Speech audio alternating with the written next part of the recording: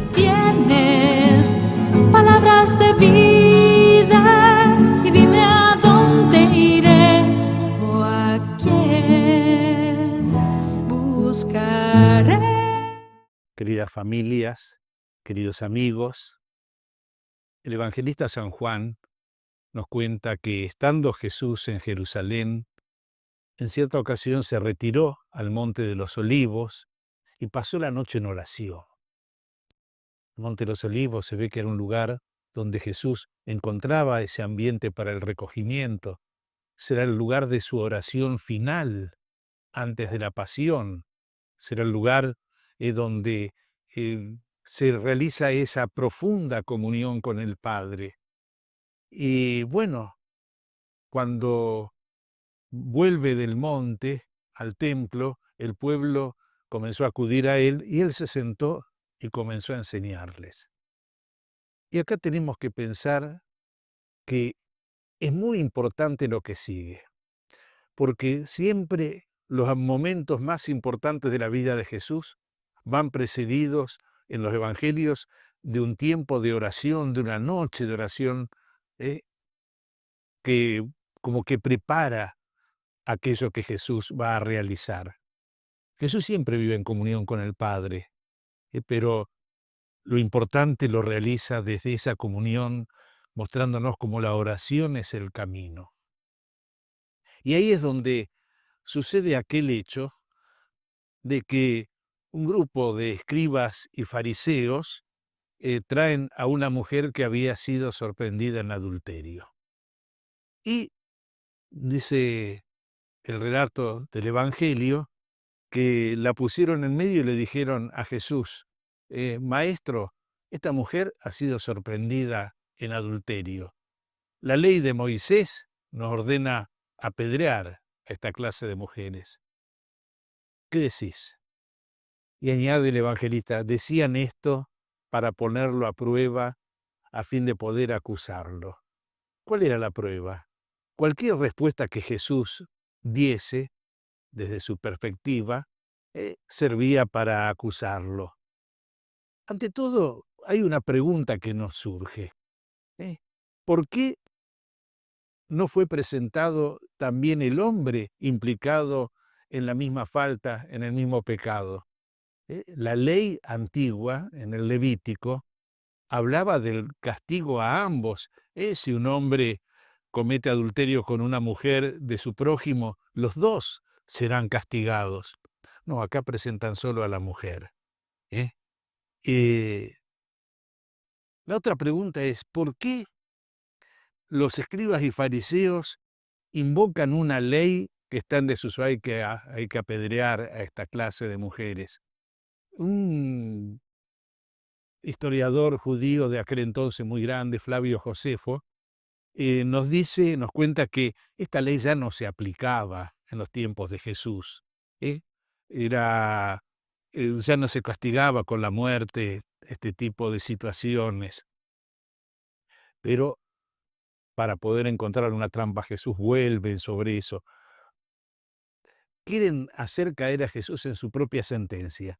Si Jesús aprueba la muerte de aquella mujer, podría ser acusado de violar el derecho que Roma había impuesto a las provincias conquistadas.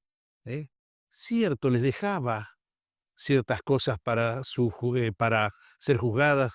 Los judíos tenían el Sanedrín como un tribunal, pero la pena de muerte siempre estaba reservada a la autoridad romana. Si Jesús decía sí, hay que cumplirlo, estaría yendo contra aquello y podrían acusarlo ante las autoridades. Este no cumple con la ley.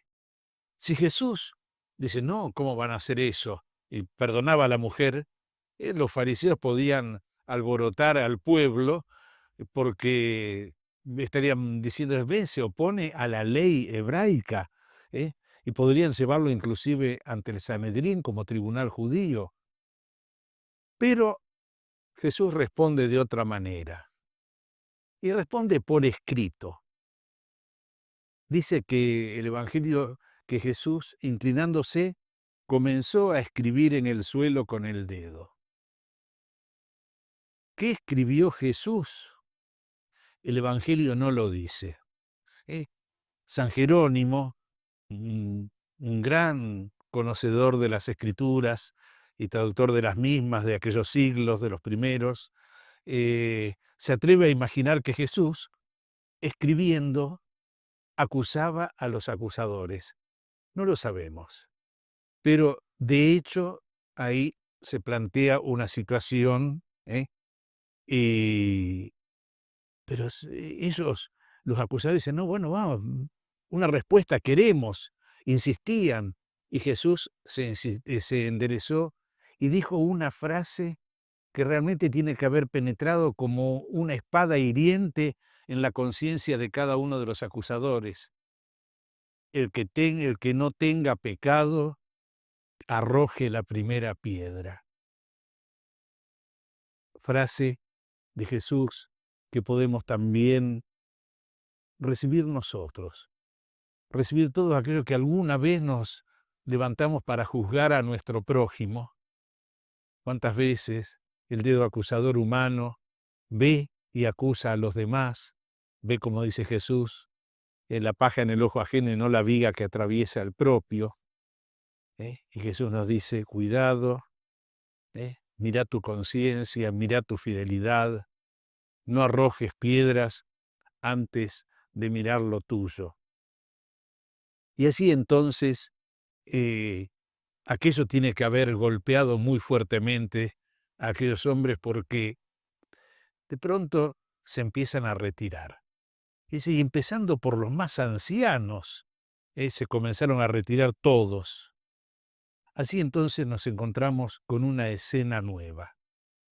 El silencio que vuelve sobre el lugar, sobre la plaza, y quedan la mujer y Jesús. Quizás algunos de los discípulos que están viendo la escena y permanecieron en el lugar.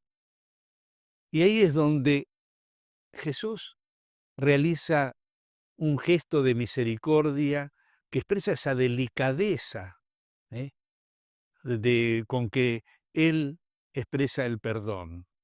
Las palabras, el silencio de la plaza vuelve a ser roto por las palabras de Jesús que pregunta, mujer, ¿dónde están tus acusadores? ¿Nadie te ha condenado? Y la mujer que dice, nadie, Señor. Jesús reconoce la falta de aquella mujer, pero le dice sencillamente, yo tampoco te condeno. Y junto con esto, esa delicadeza con que expresa la misericordia del perdón, está el mandato. Vete y no peques más en adelante. Este relato que escuchamos nosotros ya a las puertas de la Pascua nos tiene que mover también, primero, a saber ubicarnos frente a los demás desde la mirada del Señor. La mirada del Señor es misericordia y es ofrecimiento de perdón. No es condena, no condenemos y no seremos condenados. Pero también hacerlo con esa mirada de Jesús. Está escribiendo en el suelo, no sé qué, no estará escribiendo también mi nombre cuando me pongo en juez humano.